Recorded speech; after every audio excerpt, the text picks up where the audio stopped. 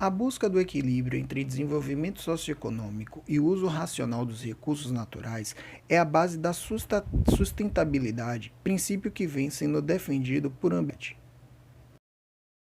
A partir da década de 1960, passaram a ser divulgadas ideias relacionadas à noção de que os seres humanos deveriam se preocupar com o futuro do planeta em vez de focar somente no desenvolvimento socioeconômico, e logo essas ideias se tornaram consenso entre a comunidade científica internacional. A constatação de que muitos dos recursos naturais que exploramos atualmente irão se esgotar um dia e de que os impactos ambientais comprometerão a qualidade de vida no futuro é enfatizada pelo pensamento ecológico que se popularizou ainda mais após a década de 70, possibilitando o surgimento de um amplo movimento em defesa das questões ambientais. Encontros, fóruns e conferências passaram a ser organizados ao redor do mundo para essa discussão. Na Conferência das Nações Unidas sobre o Desenvolvimento e Meio Ambiente, realizada em 72, a ONU criou o Programa das Nações Unidas para o Meio Ambiente, instituindo o Dia Mundial do Meio Ambiente, comemorado em 5 de junho. Em 1987, em um estudo intitulado Nosso Futuro Comum, o relatório Brundtland, a Comissão Mundial sobre o Meio Ambiente e Desenvolvimento da ONU introduziu o conceito de desenvolvimento sustentável, que se baseia na ideia do desenvolvimento social e econômico das sociedades humanas, aliado à conservação do ambiente e dos recursos do planeta para gerações futuras. Tinha como objetivo garantir que as necessidades do presente não comprometam a existência das gerações futuras. Um novo marco da busca pelo desenvolvimento sustentável foi a Conferência das Nações Unidas sobre o Meio Ambiente e Desenvolvimento, realizada no Rio de Janeiro em 92, que ficou popularmente conhecida como ECO 92 ou Rio 92.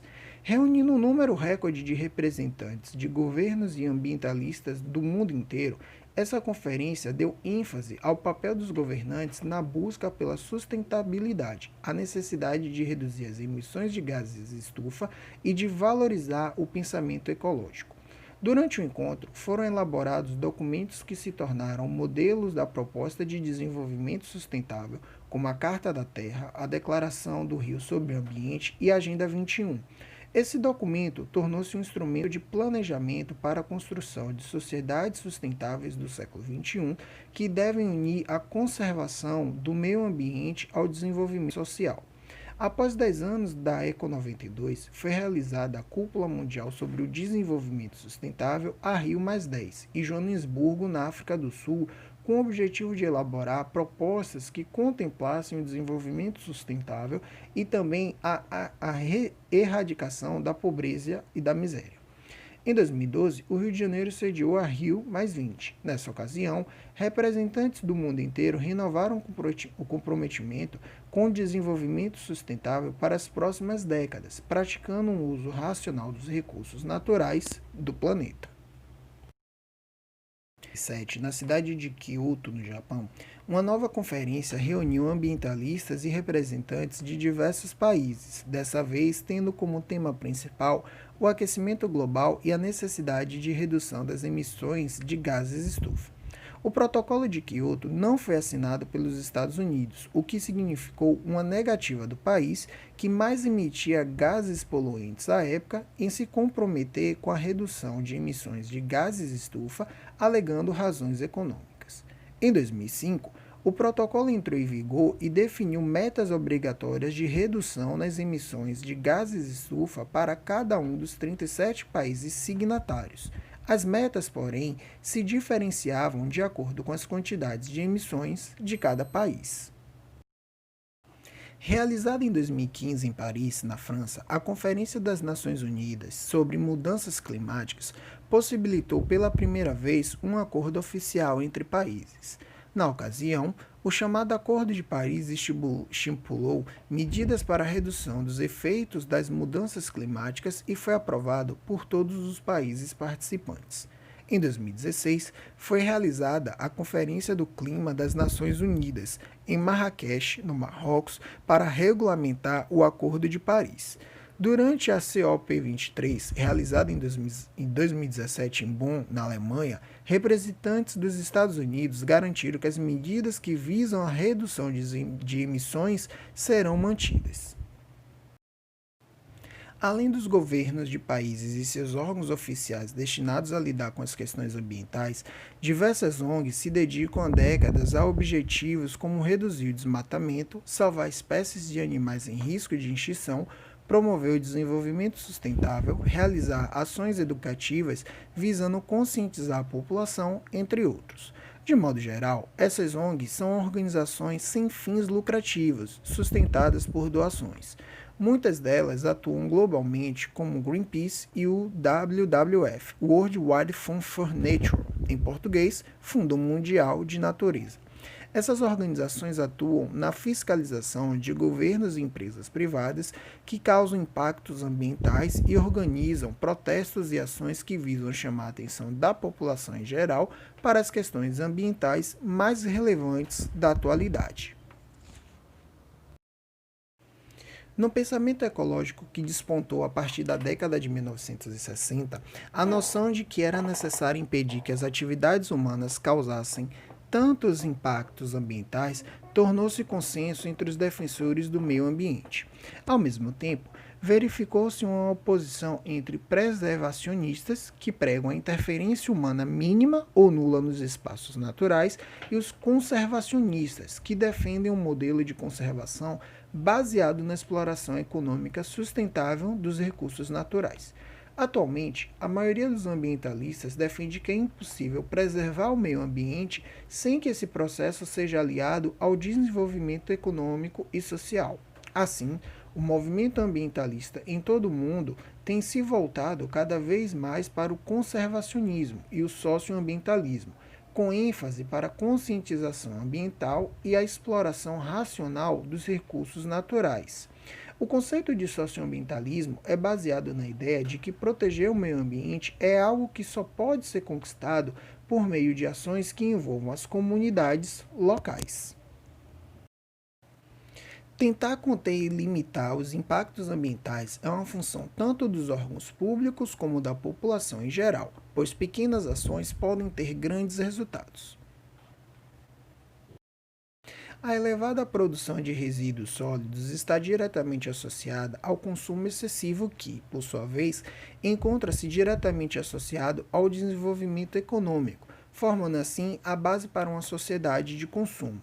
Ou seja, quanto melhor for a condição econômica de um país ou de uma pessoa, maior será o seu consumo e, consequentemente, a produção de lixo também será maior. As principais consequências da sociedade de consumo é a grande produção industrial para atender à demanda cada vez maior da população por produtos, além do aumento dos impactos ambientais causados pelo descarte inadequado dos resíduos gerados. Segundo especialistas, a produção de lixo atualmente é tão massiva que, num futuro distante, poderá ser detectada em camadas de solo e rocha. Isso significa que, mesmo que a espécie humana fosse extinta nos próximos séculos, sua passagem pela Terra ficaria impressa no solo por milhões de anos.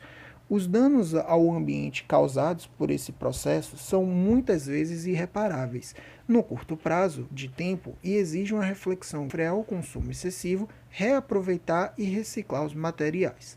A reflexão proposta pelos movimentos ambientalistas é que muitas vezes as pessoas consomem bens materiais dos quais não necessitam e descartam produtos ainda utilizáveis para adquirir produtos novos. Consequentemente, a produção de lixo é cada vez maior.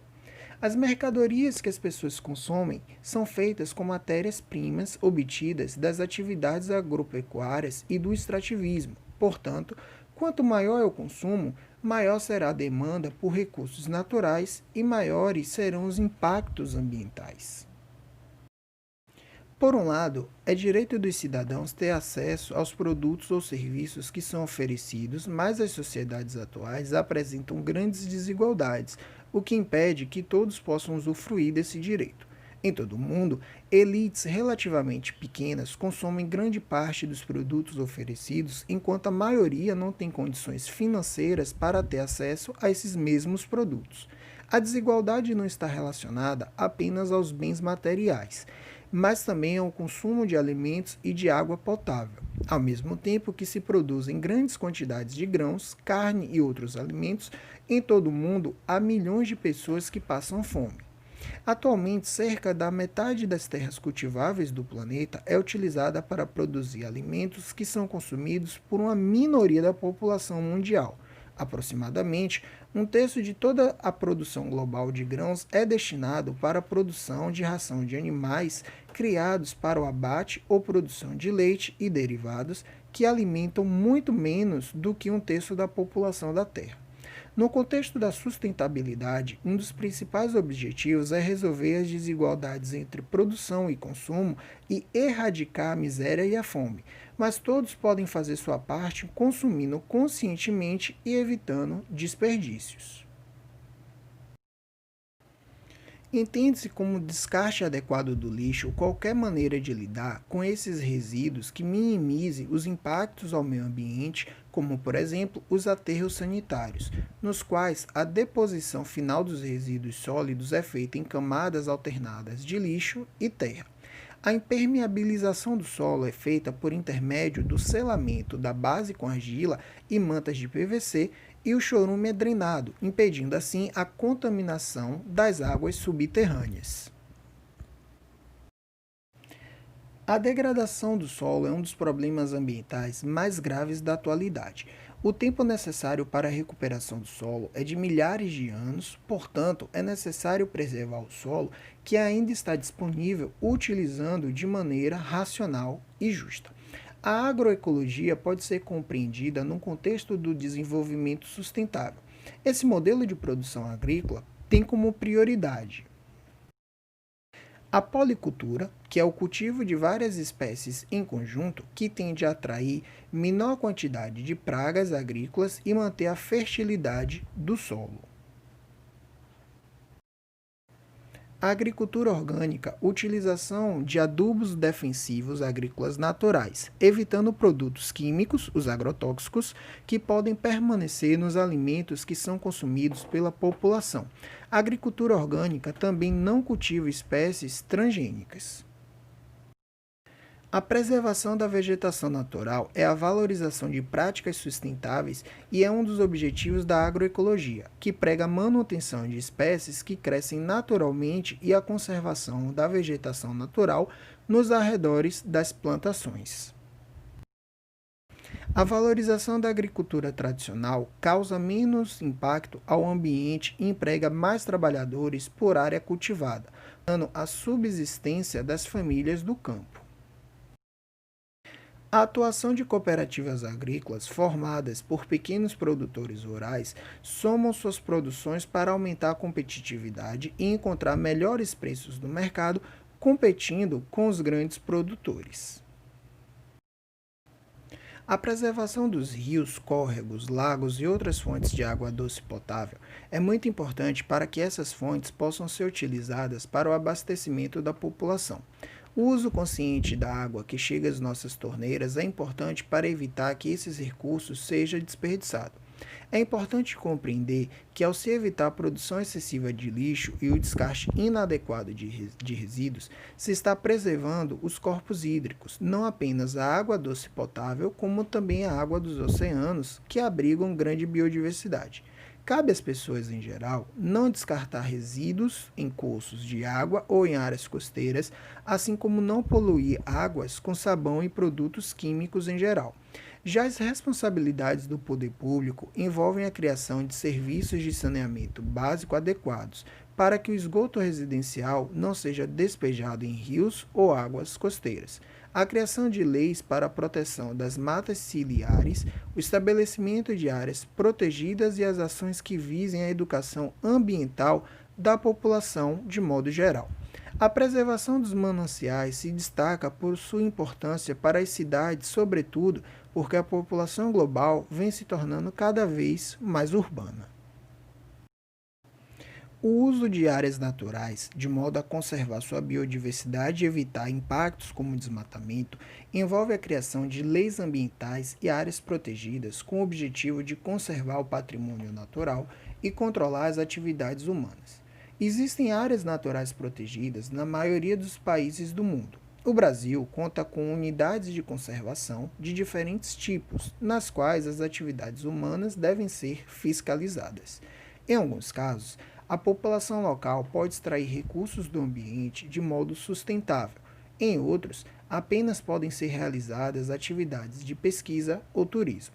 A proteção das florestas tropicais é incentivada por programas de extração de madeira controlada e pela criação de áreas protegidas, mas tanto a extração madeireira ilegal como a abertura de áreas para cultivos e pastos por meio de queimadas continuam ocorrendo de modo indiscriminado e ilegal. Para conter o problema da poluição atmosférica, é necessário que os governos tomem medidas relacionadas à diminuição das emissões de poluentes de veículos e industriais. Portanto, deve-se monitorar as fontes poluidoras e estabelecer leis ambientais de promoção e incentivo ao uso de transportes não poluentes e à utilização de equipamentos que reduzam os níveis de gases emitidos. Em função do aquecimento global e do fato de que os combustíveis fósseis representam recursos não renováveis, a produção de energia limpa ganha cada vez mais importância no mundo.